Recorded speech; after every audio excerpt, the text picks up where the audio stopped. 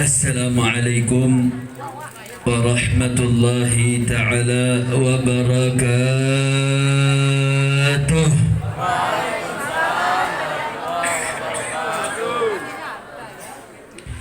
Alhamdulillahi rabbil alamin. Wassalatu wassalamu ala sayyidina wa habibina wa syafi'ina وقرة أعيننا نبينا محمد به الغر الميامين ومن تبعهم بإحسان أرسل رسوله بالهدى ودين الحق ليظهره على الدين كله ولو كره الكافرون. وفي هذه المناسبة رسول الله صلى الله عليه وسلم فنسأل الله تعالى أن يجعلنا جميعا من المتقين ويدخلنا جنته جنات النعيم بحق سيد المرسلين والحمد لله رب العالمين. تقبل الله منا ومنكم فتقبل يا كريم. Kepada para alimul ulama yang telah bersusah payah ikut bahu-membahu di dalam mensukseskan acara pada malam hari ini.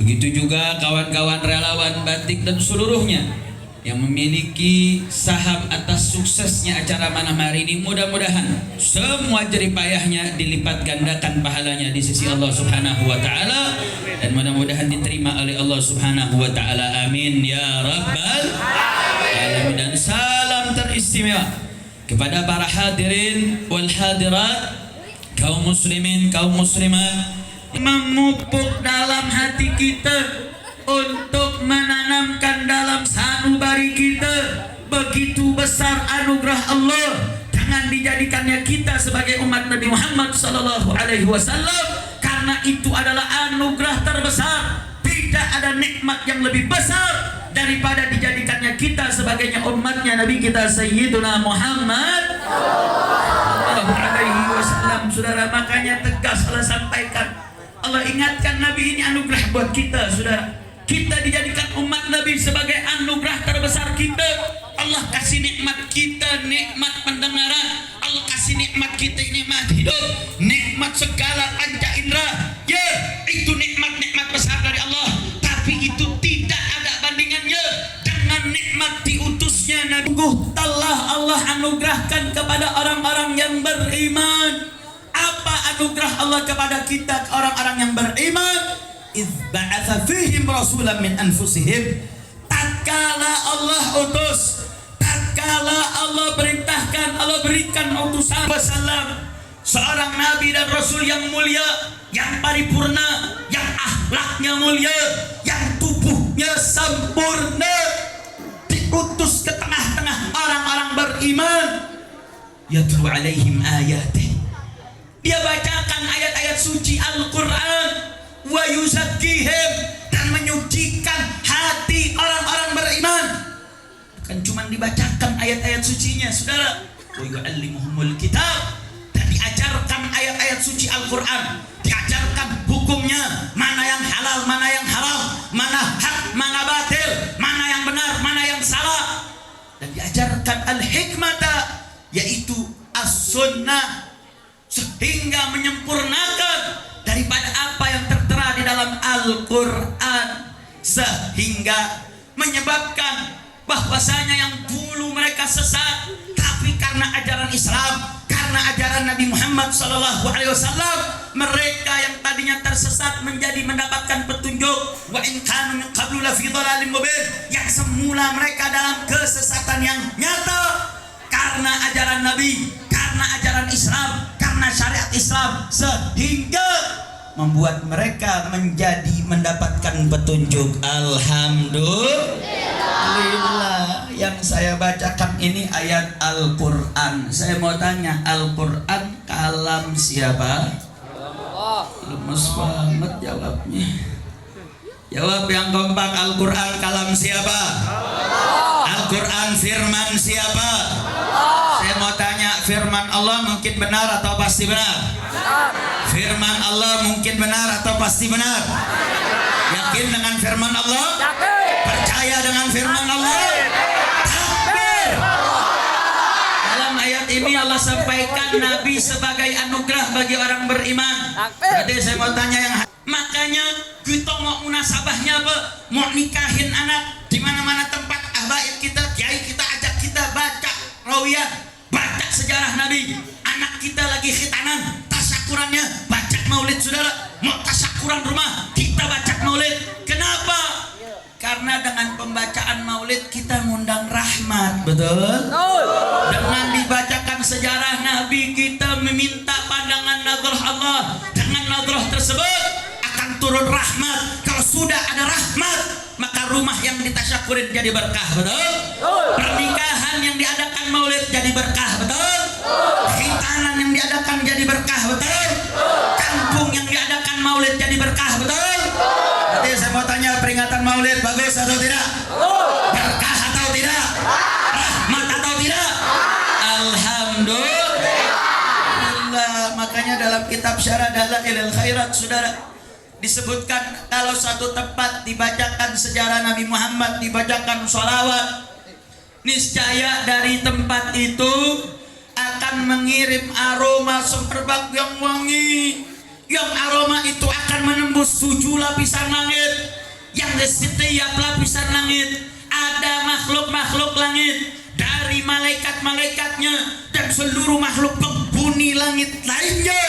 Tatkala mencium aroma nan semerbak tersebut yang muncul dari tempat dibacakan sejarah Nabi Muhammad, yang tempat tersebut dibacakan sholawat, maka seluruh makhluk, malaikatnya dan makhluk lainnya akan membacakan permohonan ampun dan memohonkan doa kebaikan kepada siapa yang ada dalam tempat tersebut.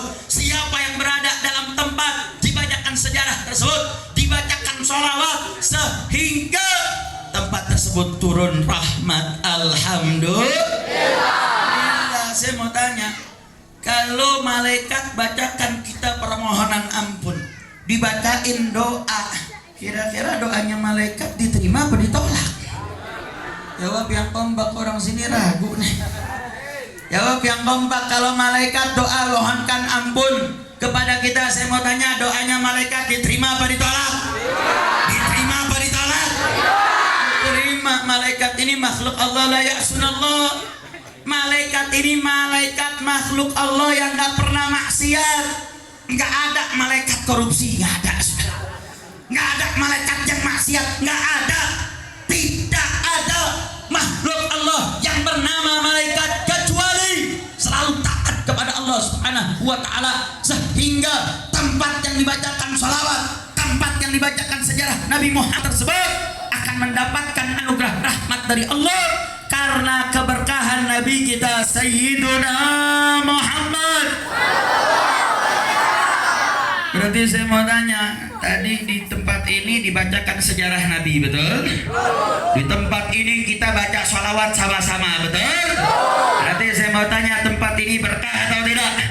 Berarti acara pembacaan maulid berkah atau tidak? Bagus atau tidak? Alhamdulillah. Makanya alhamdulillah saudara, di mana-mana tempat kita dengar pembacaan pengajaran daripada maulid Nabi Muhammad SAW. Itu bagus, itu ngundang rahmat. Makanya saya mau ingetin nih semua yang hadir di sini nih. Kalau besok tahu-tahu ada orang menikahkan putra-putrinya, mengadakan dari baca acara tasyakurannya. Tasyakurannya bukan baca maulid tapi ngundang dangdutan. Ada nggak yang begitu? Banyak. Ayo apa loba? Ayo apa loba? Bisa Sundanya ayo loba doang. Saya mau tanya, kalau nikahin anak putra putri ngadain dangdut, kira-kira yang turun rahmat apa laknat? Rahmat apa laknat? Begitu dangdutannya yang nyanyi biduan, ngumbar aurat dan syahwat. Saya mau tanya, yang kira-kira yang datang rahmat apa laknat? Rahmat apa laknat? Jadi besok-besok kalau ada yang kawinin ngadain pernikahan tapi pakai dangdutan, hadir apa jangan? Jangannya berat loh. Banyak temen dangdut nih orang sini nih. Sekali lagi saya mau tanya, kalau ada acara pernikahan pakai dangdutan, hadir apa jangan? Hadir apa jangan? Jangan, saudara. Oh, ada setengah-setengah jawabnya nih. Ada perbedaan pendapat kayaknya di sini. Pendapat apa pendapatan nih? Saudara, saya mau tanya, jawab yang kompak. Tadi kalau kita tasyakuran pernikahan baca maulid, dibaca sejarah Nabi Muhammad ngirim aroma langit ke langit, malaikat itu membacakan ampunan. Bahkan diriwayat dalam syarah Dalailul Khairat tersebut disebutkan, saudara, andai kata nih manusia bisa cium itu aroma, yang mana aroma itu tidak dapat dicium oleh manusia dan jin, saudara, dikecualikan dua makhluk, jin dan manusia nggak bisa cium. Yang bisa cium cuma malaikat dan makhluk langit. Andai kata manusia dan jin bisa mencium aroma tersebut, niscaya dia akan lupa dengan segala kenikmatan dunia, saudara. Saking lezatnya, saking nikmatnya aroma yang ditimbulkan dari tempat dibacakan daripada sejarah Nabi dan dibacakan sholawat. Alhamdulillah. Artinya apa, saudara? Ini ngundang rahmat.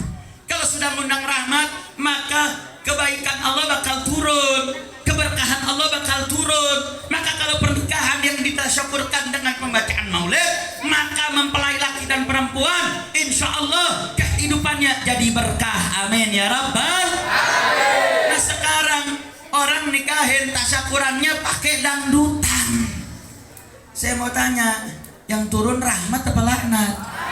Rahmat apa laknat? Rahmat apa yang mau dia cari, saudara? Dengan wanita ngumbar auratnya, dengan lagu-lagu yang mengundang syahwatnya. Makanya nih, saya mau doa, boleh gak doa? Saya mau doa, boleh gak doa? Allah, mudah-mudahan orang yang buat hajatan ngawinin anaknya pakai dangdutan, mudah-mudahan tendanya ambruk. Amin. Ketiup-tiup angin ribut, amin. Amin. Udah ketiup angin ribut, kesambar geledek, amin. Ya Rabbal. Amin. Bib kok begitu, Bib? Oh iya, saudara. Sekarang bukan cuman yang punya hajatan gak dapat berkah, tapi yang hadir juga bisa ikut ketularan daripada daripada laknat Allah. Kenapa? Misalkan bapak ibu datang hajatan, biasanya bawa hadiah, betul? Kita niat kasih hadiah buat mempelai laki, buat mempelai perempuan, buat hadiahnya. Tahu-tahu bayaran organ tunggalnya kurang, duit bapak ibu jadi bayaran organ tunggal. Saya mau tanya, kira-kira dapat pahala apa nyumbang dosa tuh? Dapat pahala apa dapat dosa? Pahala apa dapat dosa?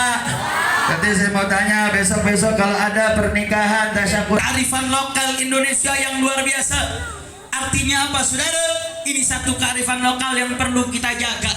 Makanya kenapa sih kita diingetin apapun munasabahnya kita baca maulid? Tidak lain tidak bukan mengingetin bahwa kita ini punya anugerah dengan diutusnya Nabi. Kita punya anugerah dengan dijadikan umatnya Nabi Muhammad SAW, sehingga kita diingatkan untuk selalu kembali untuk mengingat sejarah kehidupan Nabi kita Sayyiduna Muhammad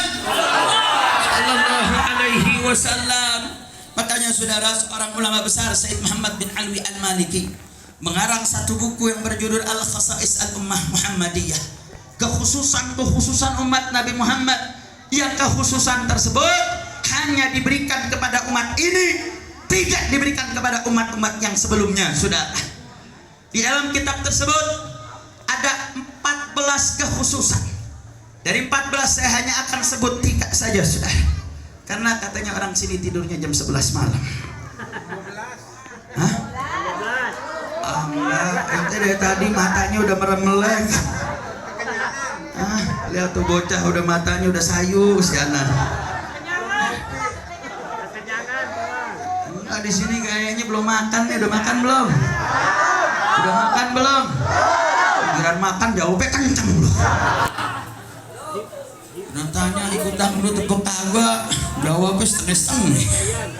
Lanjut apa jangan? Siap lanjut? Siap sampai pagi? Betul? Sampai pagi gue pulang. Enak banget lu, rumahnya deket gue jauh. Lanjut? Betul? Betul? Ibu-ibunya ngambek, nggak ngejawab lagi. Saudara, dalam kitab Khasa'is Al-Ummah Muhammadiyah Saya akan sebut 3 kekhususan umat ini yang gak diterima umat-umat terdahulu, saudara. Yang menjadikan semakin bersyukurnya kita bahwa Nabi bagi kita adalah anugerah terbesar, anugerah yang paling agung dari segala kenikmatan yang kita miliki, saudara. 1, disebutkan kekhususan umat ini raf'ul isr, diangkatnya kesulitan bagi umat Nabi Muhammad sallallahu alaihi wasallam. Saudara, umat terdahulu itu kalau salah satu daripada anggota tubuhnya atau pakaiannya atau tempat ibadahnya terkena najis, maka nggak bisa disucikan. Contoh, kalau tangannya terkena najis, umat Nabi terdahulu nih, kalau anggota tubuhnya kena najis, maka anggota tubuhnya dipotong. Tangan kena najis, tangan dipotong, saudara. Baju kena najis, maka bajunya dipotong. Tempat ibadahnya terkena najis, tidak bisa disucikan, sehingga harus dibuang, tidak bisa disucikan. Saya mau tanya, syariat nabi-nabi terdahulu berat gak? Berat gak? Berat gak? Saya mau tanya, kalau sekarang nih baju kita kena najis gak bisa disucikan, mesti dipotong. Saya mau tanya, kira-kira itu syariat berat atau tidak? Berat atau tidak? Berat. Ujung-ujungnya kita mesti punya baju banyak, betul? Saya mau tanya ibu-ibu, bu, saya mau tanya, baju banyakan ibu-ibu apa bapak-bapak? Ibu-ibu apa bapak-bapak? Ibu-ibu paling banyak bajunya, betul? Kalau majlis ada 7, mesti ajak 7 kostum. Hari Senin baju merah, Selasa bajunya baju warna biru. Bajunya biru, kerudung mesti biru, betul? Betul? Betul? Itu udah pakai syariat Nabi, saudara, yang bisa disucikan. Bayangin kalau masih pakai syariat Nabi terdahulu. Sekarang aja baju udah buat lemari penuh. Gimana pakai syariat Nabi terdahulu, betul? Betul? Berarti saya mau tanya, syariat Nabi kita mudah atau tidak? Syariat Nabi kita kalau baju kena najis bisa disucikan atau tidak? Kalau tangan kita kena najis, kaki kita kena najis, bisa disucikan atau tidak? Sejadah kita kalau kena najis bisa disucikan atau tidak? Bisa, saudara.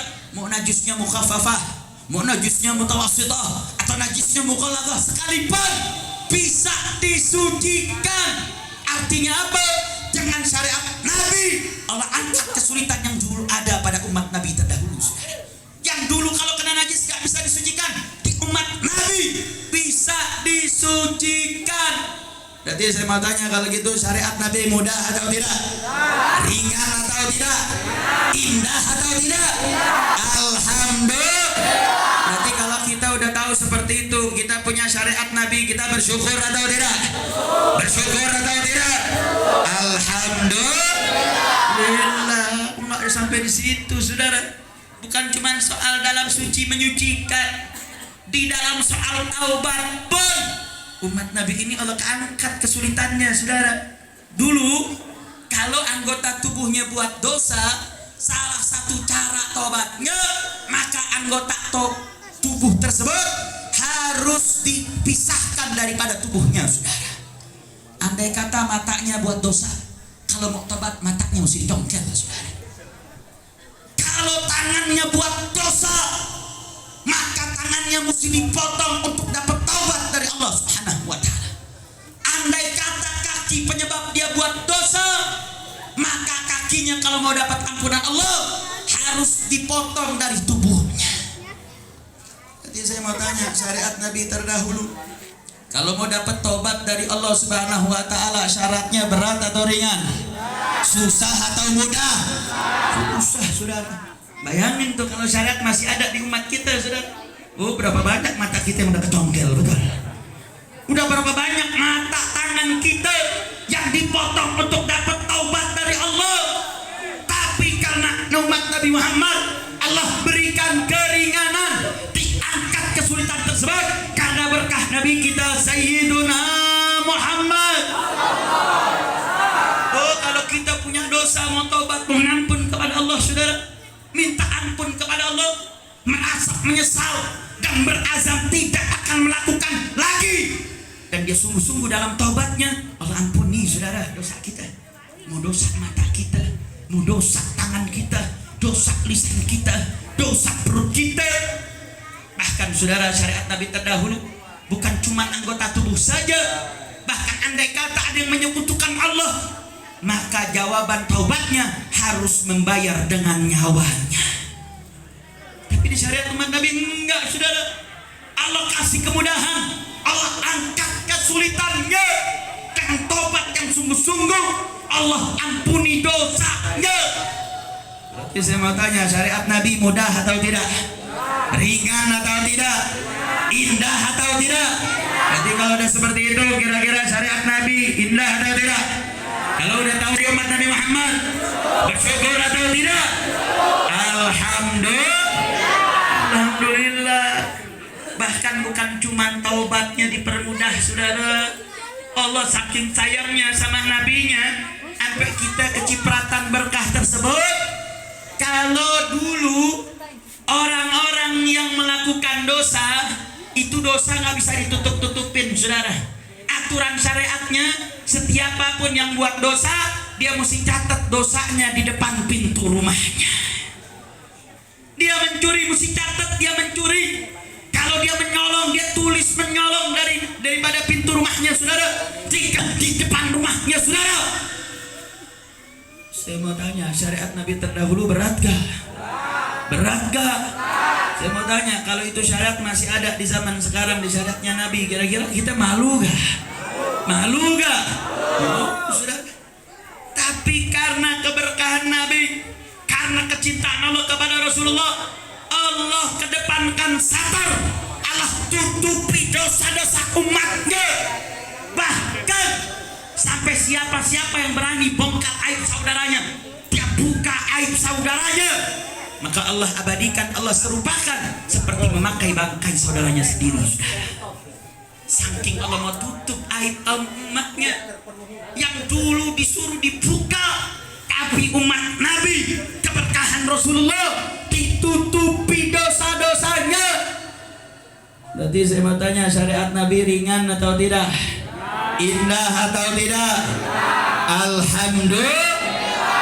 Allah angkat kesulitan-kesulitan, sudah. Itu yang pertama, saudara. Raf'ul isar, diangkat kesulitan. Yang kedua, bukan cuma kesulitan yang diangkat, tapi karakter syariat ini berisi dengan syariat yang berisi kemudahan. Setiap syariat pasti ada sisi rukhsah, keringanan yang Allah siapkan. Contoh, dalam sholat ini imaduddin, tiangnya agama, saudara. Sholat ini pongkolnya ibadah. Bahkan andai kata ditimbang amalan sholatnya baik, maka akan baik seluruh amalnya, saudara. Artinya saya mau tanya, berarti sholat penting atau tidak? Sholat itu amalan yang besar atau yang kecil? Saya mau tanya, sholat penting atau tidak? Tapi sehebat-hebatnya syariat sholat, dalam sholat ada banyak rukhsah, saudara. Contohnya dalam salah satu syarat dan dalam salah satu rukunnya. Rukun sholat ada berdiri, betul? Ketika seseorang sholat, dia mampu berdiri tapi dia tidak sholat dalam keadaan berdiri, maka sholatnya gak sah karena rukun dia tinggalkan, saudara, dalam sholat wajibnya. Tapi andai kata gara-gara satu uzur tersebut tidak bisa memampukan dia untuk bisa berdiri, maka Allah berikan rukhsah, dia boleh sholat duduk, saudara. Alhamdulillah.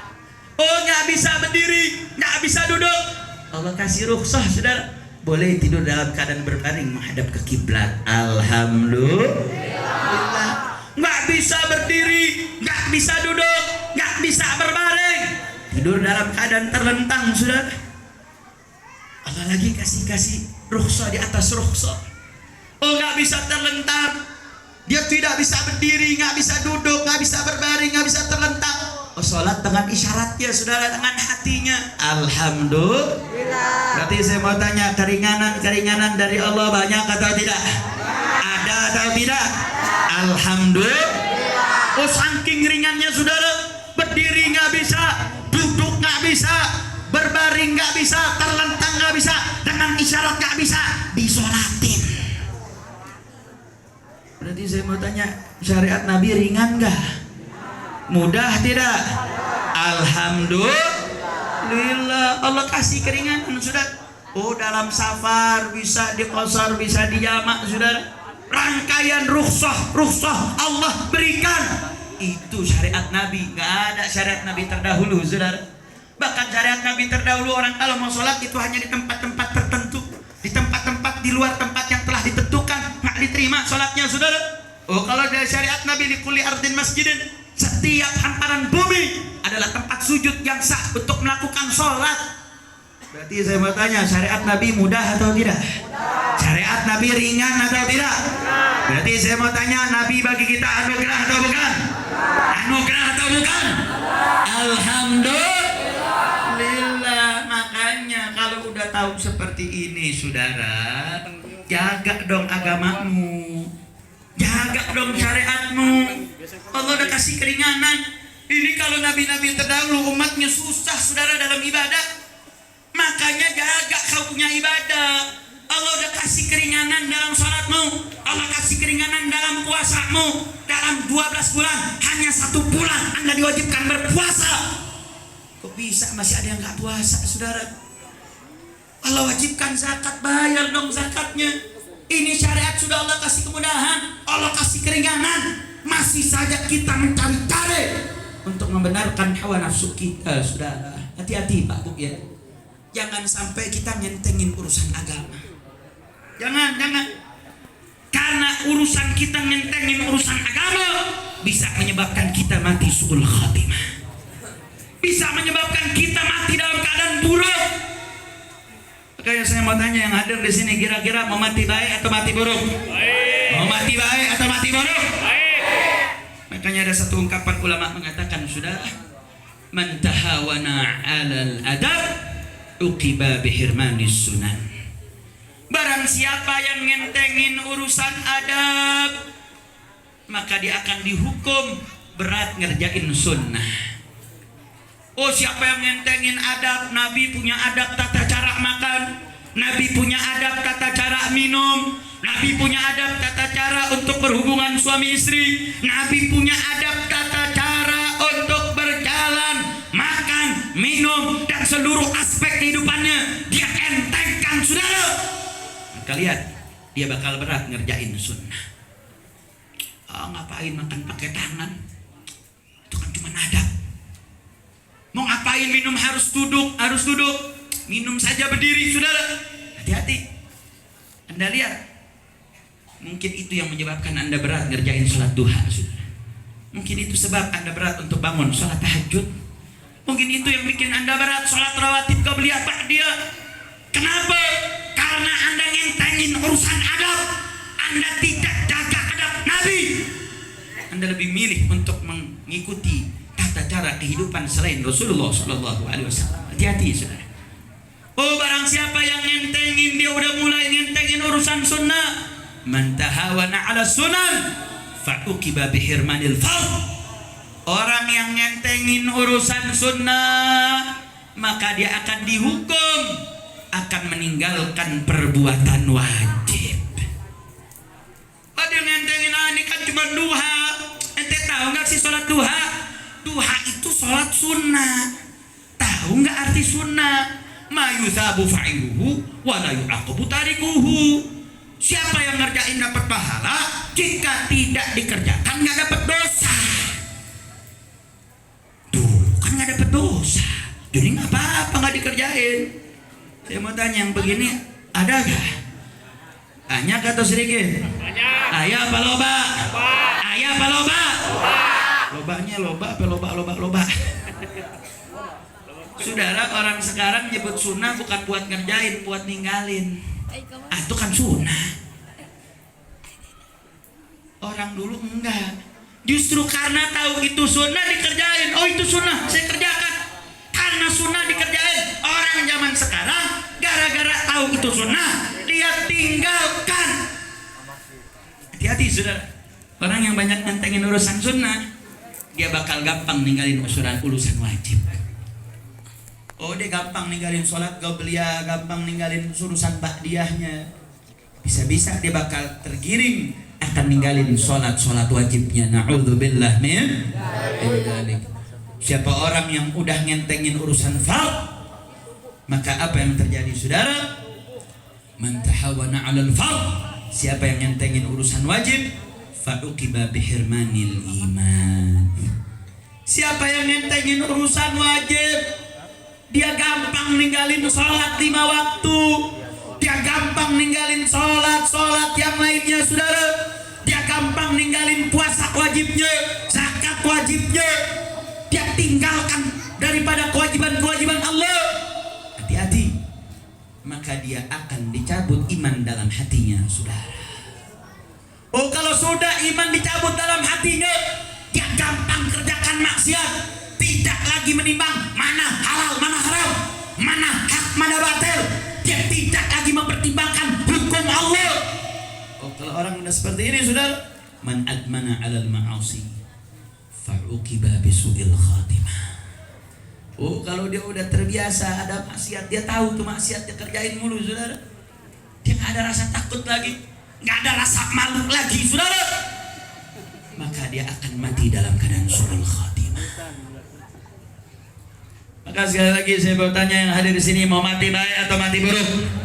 Mau mati dalam keadaan baik atau buruk? Kalau Anda mau mati dalam keadaan baik, maka mulai dari jaga adab saudara. Jaga adabmu, jaga adab-adab nabimu. Kalau Anda jaga adab-adab nabimu, maka sunnahnya bakal kejaga saudara.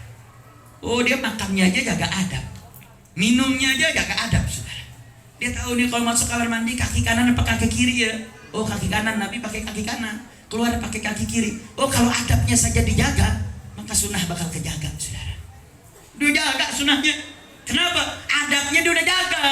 Adabnya dia jaga betul, maka sunnah pun akan ikut terjaga saudara. Oh kalau dia sunnahnya udah dijaga, sunnahnya betul-betul dia pegang, maka wajibnya bakal terlindungi saudara. Orang udah sholat fajar, sholat qobliyah subuh, masa iya subuhnya ketinggalan saudara? Dia jaga tahajud, masa subuhnya kesiangan saudara? Dia jaga qobliyah daripada zuhurnya, masa zuhurnya kelewatan? Kalau dia udah jaga adab, sunnahnya kejaga. Kalau sunnah sudah terjaga, maka fardunya bakal terjaga saudara. Oh barang siapa yang udah kejaga fardunya, kejaga sunnahnya, dia jaga adab. Karena kalau kita ngentengin saudara, maka jangan salahkan kalau kita mati dalam keadaan su'ul khatimah. Na'udzubillah min dzalik. Makanya saudara, dalam salah satu hadis Nabi SAW mengatakan, hayati khairul lakum. Hidupku kata Nabi itu baik buat kalian. Itu dirasakan oleh para sahabat. Baik dalam kehidupan dunia maupun akhiratnya ditanyakan langsung para sahabat saudara, dan sahabat merasakan itu semua saudara. Kemudian Nabi menyebutkan wa mamati khairul lakum, dan matiku pun atau pindahnya aku ke alam barzakh pun itu khairun lakum, itu juga terbaik untuk kalian. Kenapa? Tu'radu alayya a'malukum, karena amal-amal kalian ini kata Nabi itu dilaporkan kepadaku. In wajadtu khairan fahamidullah. Jika aku lihat, aku temukan bahwa catatan amal yang dilaporkan kepadaku itu dilihat baik, kita mengerjakan perbuatan baik, maka Allah Subhanahu, Nabi memohonkan daripada pujian kepada Allah. Nabi bersyukur kepada Allah melihat catatan amal baik kita yang dilaporkan kepada Rasulullah. Tapi in wajadtu syarran, tapi ketika aku temukan ada amal buruk, istaghfartullah lakum, aku mohonkan ampun kepada Allah untuk kalian. Saudara, andai kata kita telah hadis ini, kita bakal maksiat, saudara. Kita bakal malu. Andai kata jangankan bicara Nabi, saudara, kita punya guru yang kita agungkan, kita maksiat depan guru kita, kita minum khamar depan guru kita, atau nonton film porno depan guru kita, kita melakukan maksiat depan guru kita. Saya mau tanya, malu gak? Malu gak? Saudara, ini setiap amal kita dilaporkan kepada Nabi. Nabi lihat apa yang kita kerjakan, saudara. Setiap hari Nabi tahu apa yang kita lakukan, apa yang kita kerjakan. Nabi tahu, saudara. Nabi lihat. Andai kata kita telah hadis ini saja, saudara, ini akan menjadikan muraqabah tamah bagi kita, pengawasan total bagi kita. Bagaimana kita mau taruh muka kita, saudara, di hadapan Rasulullah SAW, sosok makhluk yang begitu cinta kepada kita, yang mana Nabi SAW disifati oleh Allah Subhanahu Wa Taala. Laqad ja'akum rasulun min anfusikum. Allah Subhanahu Wa Taala mengabadikan bahwasanya telah datang kepada kalian sosok daripada utusan Allah yang merupakan dari jenis kalian. Azizun alaihi ma anittum, yang memiliki rasa pedih, rasa berat. Ma'anitum, apa-apa yang menimpa kalian, apa-apa yang menimpa keburukan kepada hamba-hamba Allah, kepada umatnya, Nabi merasakan berat, saudara. Dan begitu juga dalam penafsiran yang lainnya diartikan azizun ma'anitum, artinya apa-apa yang menyebabkan kalian masuk ke... Kok Nabi, kok kita dipilih oleh Allah jadi umat Nabi Muhammad? Artinya apa, saudara? Andai kata belum ada ta'alluq qudrah iradah Allah untuk mengadakan wujud kita ke atas muka bumi ini menjadi umat Nabi, probabilitas kemungkinan keberadaan kita menjadi umat Nabi itu 50% banding 50, saudara. Maksudnya bisa saja kita jadi umat Nabi Nuh alaihissalam, bisa saja kita jadi umat Nabi Musa alaihissalam, bisa saja kita menjadi umat Nabi Isa alaihissalam. Tapi pertanyaannya, kenapa Allah pilih kita? Kenapa Allah jadikan kita jadi umat paling mulia? Kenapa kita nggak dijadikan umat Nabi terdahulu, saudara? Artinya apa? Allah tahu kita mampu. Allah tahu kita punya potensi.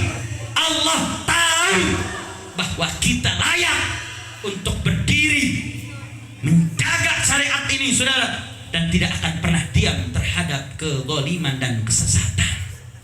Artinya apa, saudara? Di atas pundak kita ada tanggung jawab. Di atas pundak kita punya tanggung jawab dakwah. Di atas pundak kita ada tanggung jawab hizbah.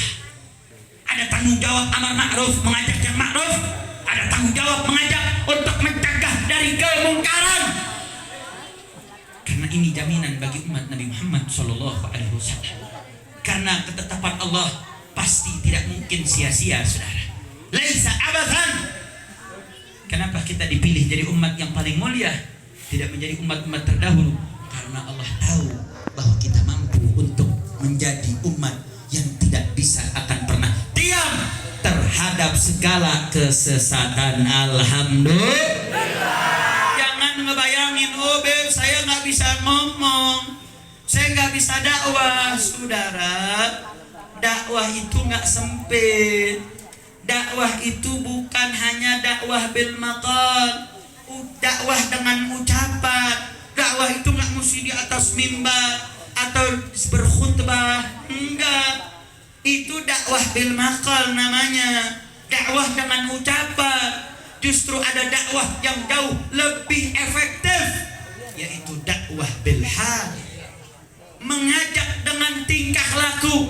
Seperti ibu-ibu pakai kerudung, menggunakan hijabnya, bukan cuma acara seremonial saja, tapi sehari dia jalankan adab-adab Nabi. Itu dakwah, saudara. Dia jalankan sunnah Nabi. Itu dakwah, saudara. Artinya apa? Di atas pundak kita ada tanggung jawab. Yang dakwah bukan cuma kiai, bukan cuma habib. Yang amar ma'ruf nahi mungkar bukan cuma ormas Islam, bukan cuma FPI, bukan cuma ormas Islam, tapi semua punya tanggung jawab beramar ma'ruf. Jadi saya mau tanya, kalau ada kezaliman biarkan atau lawan? Kalau ada kesesatan biarkan atau lawan? Kalau ada ketidakadilan biarkan atau lawan? Siap lawan kezaliman, siap lawan kesesatan, siap lawan kemungkaran. Takbir. Jangan diam, saudara.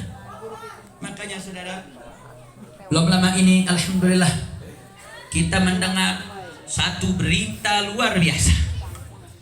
Kemarin tanggal 7 Oktober, Muhammad Taif, seorang mujahid Palestina dari gerakan Harakatil Hamas al-Islamiyah, mengumumkan satu gerakan fenomenal yang dinamakan Tufanil Aqsa, Badai Al-Aqsa. Apa yang disebut Tufanil Aqsa, saudara? Para mujahidin dari sayap perjuangan Al-Qassam dengan seluruh infanterinya, baik infanteri udaranya, baik serangan daratnya maupun serangan lautnya, melakukan serangan ke kota-kota negara-negara Israel yang semula adalah negara Palestina. Dan alhamdulillah, Tufanil Aqsa memberikan bentuk kemenangan dari Allah. Dengan bagaimana Anda bayangkan, dalam waktu 20 menit ada 5.000 rudal yang disematkan, dilontarkan dari kota Gaza, yang diserang ke kota-kota di sekitaran Tel Aviv dan lain-lainnya, saudara. Dan alhamdulillah, serangan tersebut mampu melumpuhkan daripada tentara-tentara Israel. Alhamdulillah. Dan ini merupakan bentuk perlawanan, bukan tindakan terorisme, saudara. Kenapa? Karena masyarakat Israel yang menempati wilayah-wilayah tersebut, dia adalah negara yang merampok tanah leluhur Palestina, betul? Nah, kalau sekarang saya mau tanya, orang Palestina mau ambil lagi tanahnya, wajar atau tidak? Wajar atau tidak? Dia diusir oleh penjajah, kemudian dia mau ambil lagi tanah penjajah, wajar atau tidak? Saya mau tanya, yang teroris itu yang penjajah atau yang dijajah? Penjajah atau yang dijajah? Ini ada surat kabar, saudara. Kompas memberitakan bahwasanya terjadi serangan dari gerakan terorisme Hamas menyerang negara Israel. Berarti saya mau tanya, Kompas nyebut pasukan Hamas teroris, kurang ajar atau tidak? Kurang ajar atau tidak? Liputan 6.com, Tempo menyebut pasukan Hamas disebut sebagai pasukan terorisme. Saya mau tanya, pasukan Hamas teroris atau pejuang? Teroris apa pejuang? Mereka pejuang, saudara. Mereka bela rakyat Palestina yang hampir setiap hari bayi-bayi mereka dibunuh, anak-anak kecil mereka dibunuh, bahkan wilayah Gaza itu diblokade, saudara. Tapi subhanallah, Allah berikan mereka luar biasa nusrah. Anda bayangkan, saudara, Gaza itu diblokade. Mau masuk ke Gaza itu harus menggali sampai 50 meter dulu baru bisa masuk ke tengah-tengah kota Gaza, saudara. Tapi sekalipun begitu, mereka tidak pernah pantang arang. Makanya kemarin waktu kami di Pondok Pesantren Markas Syariah, kami didatangi, saudara, seorang dari Palestina. Mereka datang buat seminar tentang kepalestinaan. Kemudian kita bertanya, ya Syekh, kok bisa di Palestina itu anak-anak kecilnya luar biasa? Anak-anak kecil mereka para hafiz Quran, istri-istri perempuan-perempuan mereka tidak pernah patang arang. Satu anak mereka mati berjihad di jalan Allah, mereka tidak pernah bersedih. Mereka dorong putra-putra mereka yang lain untuk berjihad di jalan Allah, untuk menjaga kesucian masjid ketiga yang mulia dalam Islam. Mereka nggak pernah bersedih, saudara. Kita bertanya, kok bisa begitu hebat? Anaknya hebat, perempuannya hebat, mujahidinnya hebat. Apa gerangan? Kenapa kok bisa begitu hebat ini anak-anak Palestina? Apa jawabnya saudara? Dia katakan mereka, Syekh ini menjawab bahwasanya kami meyakini dan kami rasakan bahwa kami bangsa Palestina mustahdaf. Kami jadi target. Artinya apa saudara? Kami jadi target untuk dihabisi. Sehingga ini membuat kami tidak pernah lalai. Ini membuat kami didik putra-putri kami untuk jadi putra-putri terbaik. Kami didik dengan pendidikan agama. Kami ajarkan pendidikan Al-Quran. Kami wajibkan mereka hafal Al-Quran untuk tumbuh generasi-generasi yang tidak pernah takut kepada musuh-musuhnya, terutama Yahudi, Nasrani, saudara. Dan menariknya, Syekh ini mengatakan bahwa yang menjadi mustahdaf target itu bukan kami saja bangsa Palestina, tapi Anda bangsa Indonesia juga jadi target.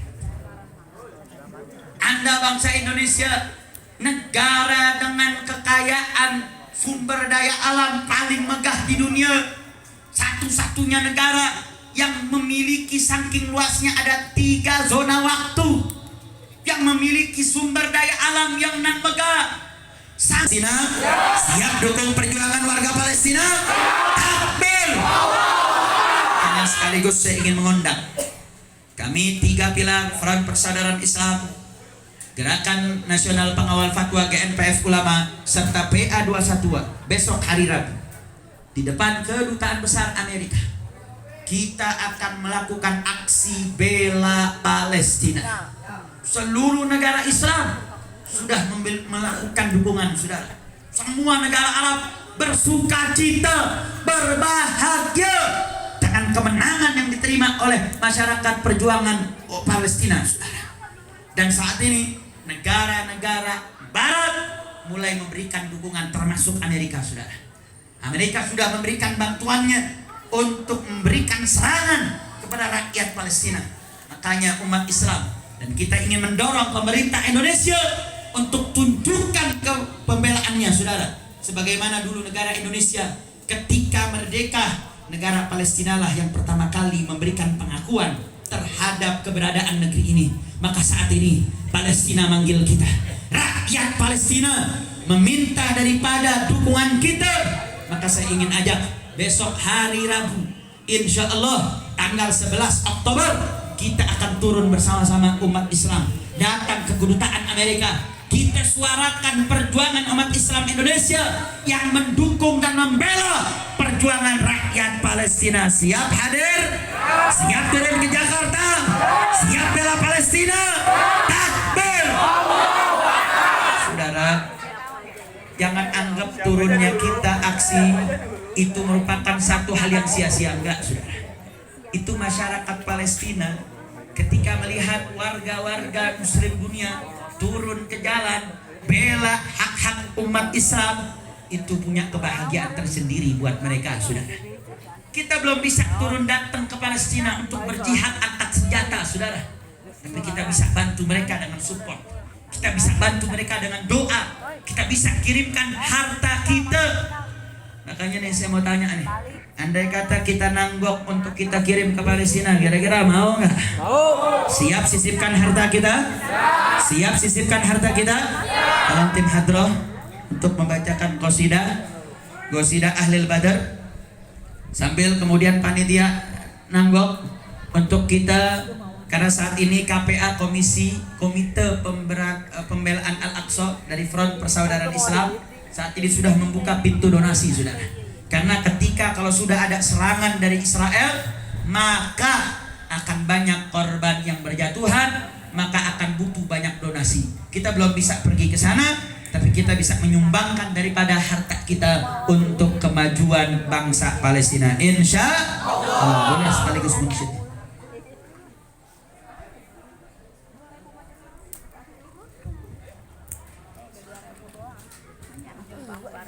Salatullah salamullah ala taha, salamullah ala taha rasulillah.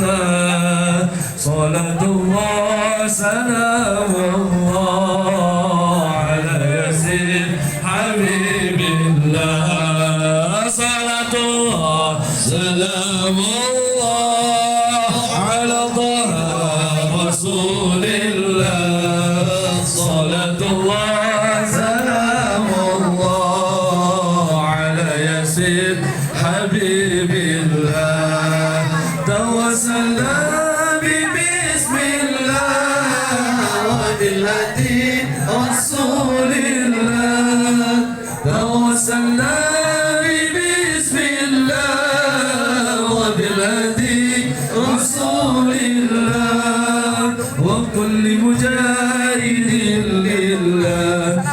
أهل البدر يا الله صلاة الله سلام الله على طه رسول الله صلاة الله سلام الله على ياسين حبيب الله إلهي سلم الأمة من الأفات واللقمات إلهي سلم الأمة من الأفات واللقمات ومن هم ومن غربة بأهل البر يا الله صلاة الله سلام الله على طه رسول الله صلاة الله سلام الله على ياسين حبيب الله توسلنا بسم الله وبالهدي رسول الله توسلنا بسم الله وبالهدي رسول الله وكل مجاهد لله بأهل البدر يا الله صلاة الله سلام الله على طه رسول الله صلاة الله سلام الله على ياسين حبيب الله يا للوطن يا للوطن يا للوطن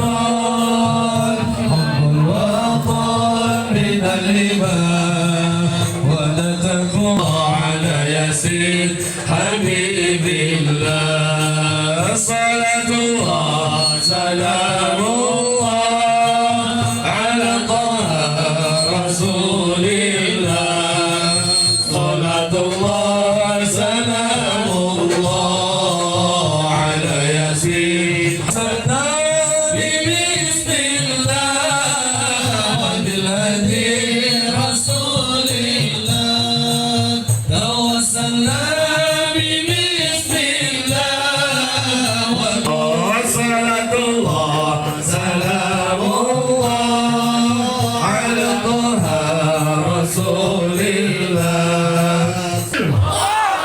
تكبير صلوا على النبي.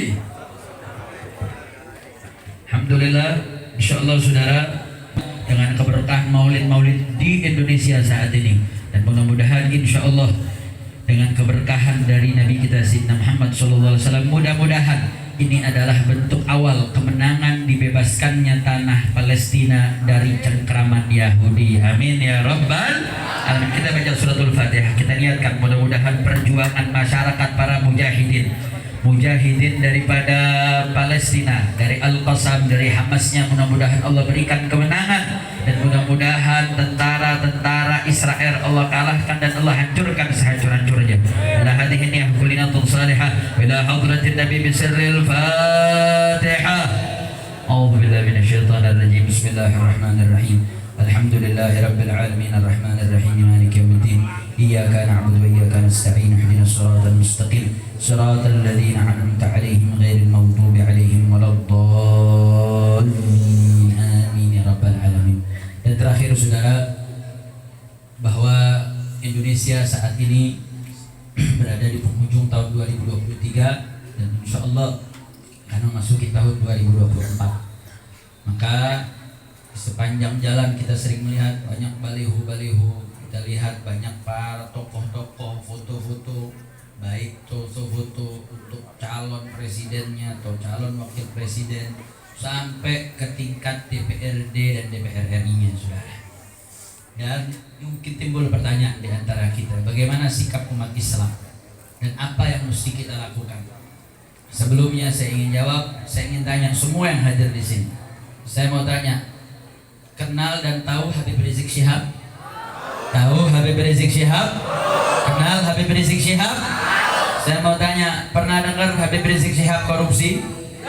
Pernah dengar Habib Rizik Syihab edarkan narkoba? Pernah dengar Habib Rizik Syihab menjadi bandar judi?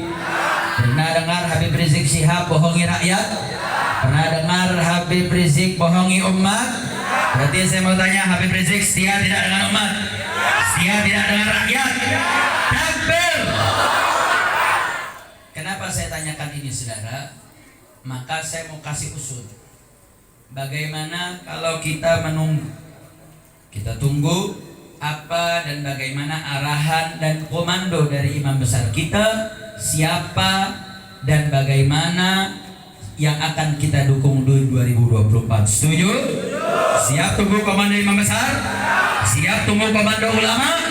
Takbir! Kenapa, saudara?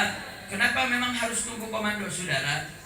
Insya Allah imam besar dalam mengambil kebijakannya bukan dengan pikiran sendiri, saudara. Insya Allah kita akan kumpulkan ulama dari Sabang sampai Merauke. Kita kumpul ulama untuk duduk bermusyawarah, melakukan ijtima ulama untuk menentukan kemana arah umat, kemana arah rakyat, untuk kita tentukan pilihannya, saudara. Dan perlu diingat dan dicatat, saudara, bahwasanya umat Islam dengan para ulamanya tidaklah akan mendukung salah satu calon kecuali ada fakta integritas yang dia tanda tangani untuk menjadi jaminan dia perjuangkan hak rakyat, dia perjuangkan hak umat. Betul? Setuju? Artinya apa, saudara? Ini juga jadi jawaban kita di hadapan Allah. Hei fulan, hei hambaku, kenapa kau coblos fulan? Kenapa kau pilih fulan? Ya Allah, saya pilih karena ikut komando ulama. Saya pilih karena dia menandatangani fakta integritas untuk siap lawan korupsi, siap lawan judi online, siap untuk melawan segala bentuk kezaliman. Karena jaminan itulah kami siap untuk milih. Kira-kira jelas atau tidak? Jelas atau tidak?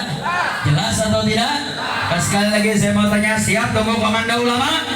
Siap tunggu komando imam besar? Siap sabar menunggu? Takbir!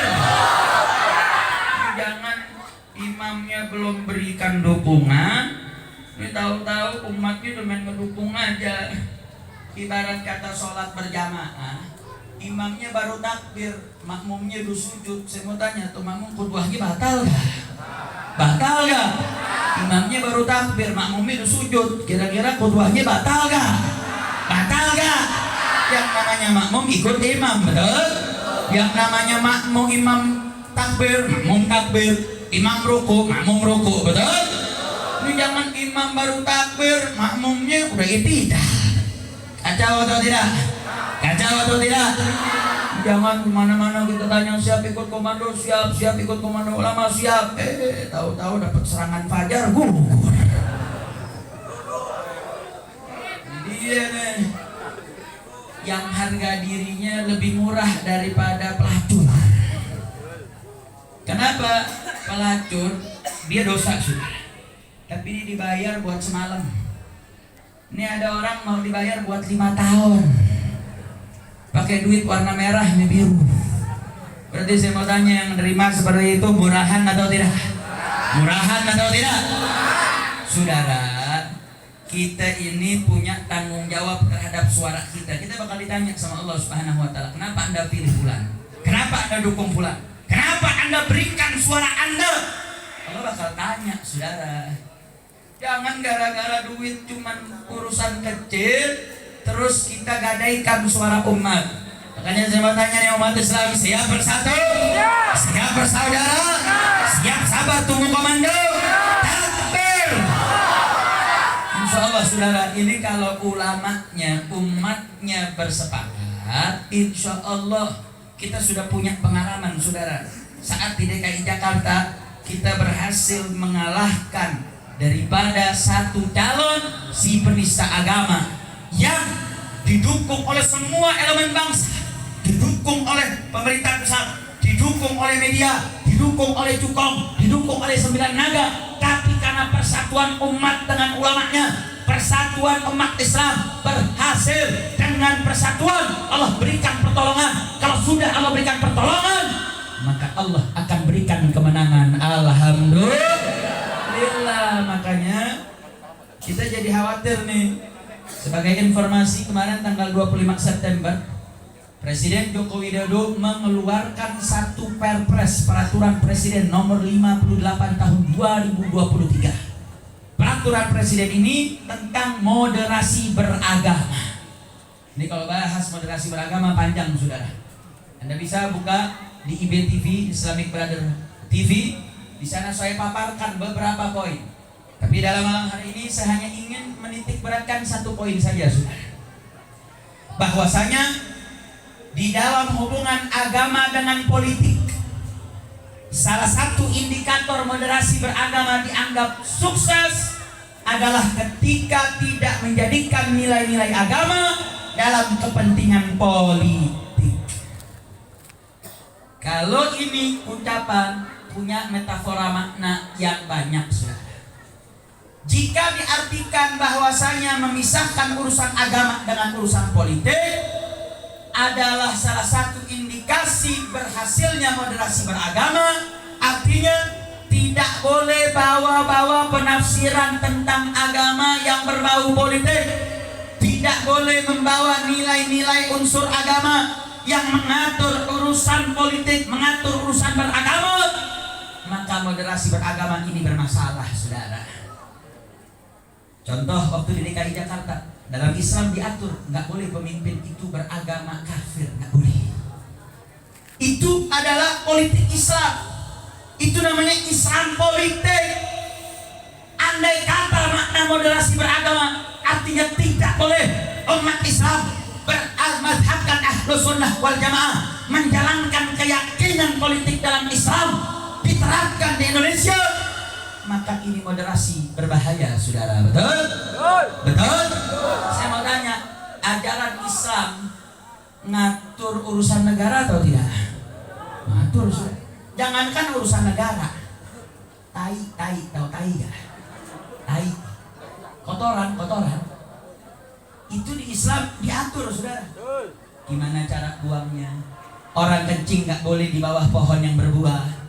Nggak boleh buang air kecil di tempat-tempat yang ada bolongan, takut